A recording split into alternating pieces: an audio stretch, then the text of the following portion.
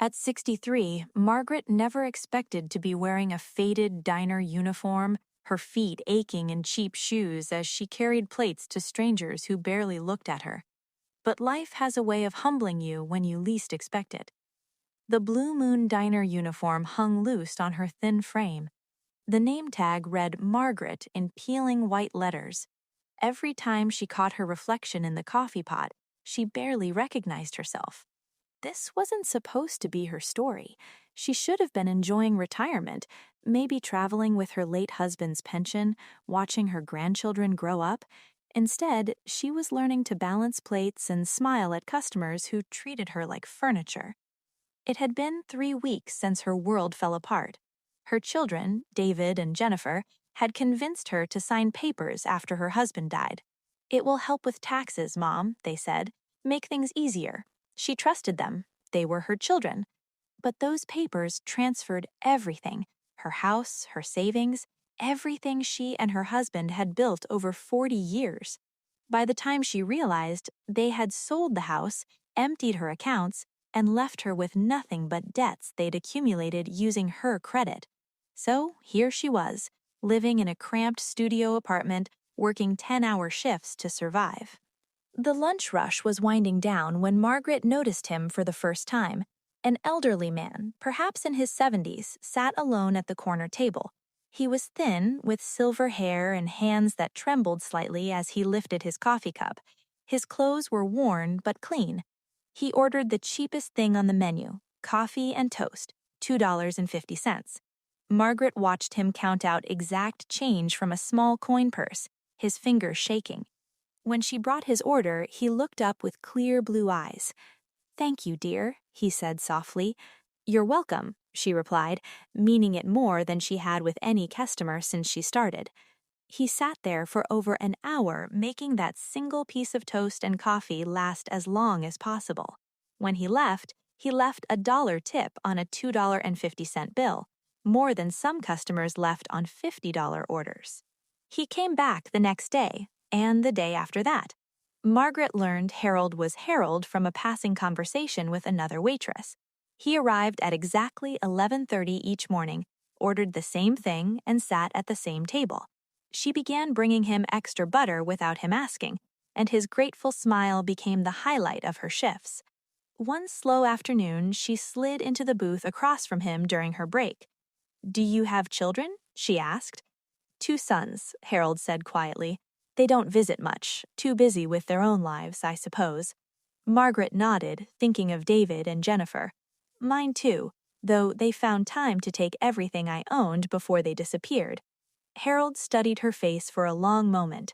"That's a terrible thing when the people you love most betray you." They sat in comfortable silence, two wounded people finding solace in shared understanding. Weeks passed. Margaret began sharing her lunch with Harold, nothing fancy, just sandwiches she brought from home or the daily special she paid for with her employee discount. Harold protested at first, but she insisted. "You need to eat," she told him firmly.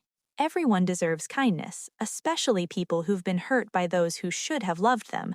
Harold's eyes grew moist. "No one has shown me this kind of kindness in years." What Margaret didn't know was that Harold's trembling hands were steadier than they appeared, and his worn clothes hid more than poverty. She didn't know that he was watching, testing, learning who she truly was when she thought no one important was paying attention. The day everything changed started like any other. The lunch rush was busy, and Margaret was refilling coffee when she saw David through the window walking toward the diner with his familiar confident stride. For one foolish moment, she thought he had come to apologize, but when he walked in, his smile was cold. "Well, well," David said loudly, drawing attention from other customers. "Look what we have here.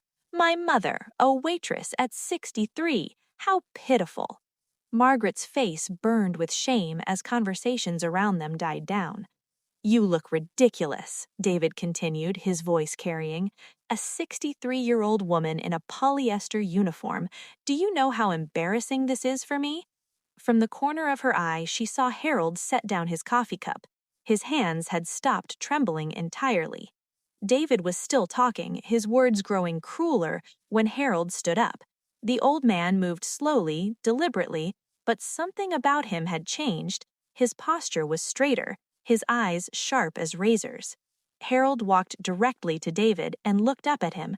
"I've been coming here for months," Harold said, his voice carrying an authority that silenced the entire restaurant. "This is a family matter, old man," David frowned. "Is it?" Harold smiled, but it wasn't gentle.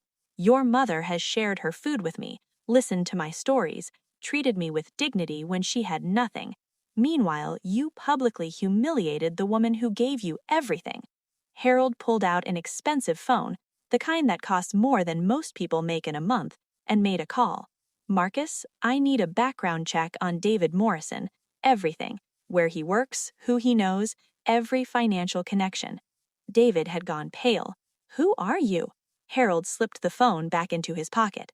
"Someone who believes in consequences. Someone who spent his life learning that character matters. And someone who just discovered what kind of character you really have." The next day, Harold explained everything to Margaret over breakfast. "I wasn't entirely honest about what I did for work," he admitted. "I built companies, started with nothing after college, and spent 50 years building, buying, and selling. By the time I retired, I owned over 200 businesses across the country." Margaret stared at him, unable to speak. "After my wife died, my sons pressured me to change my will immediately. When I refused, they stopped speaking to me. So I decided to live simply for a while to see who would show kindness to a useless old man who couldn't do anything for them." His eyes met hers. "You shared your lunch with me. You gave me extra butter and asked nothing in return. You treated me like family when my own children had thrown me away." "What happens now?" Margaret whispered. Harold smiled.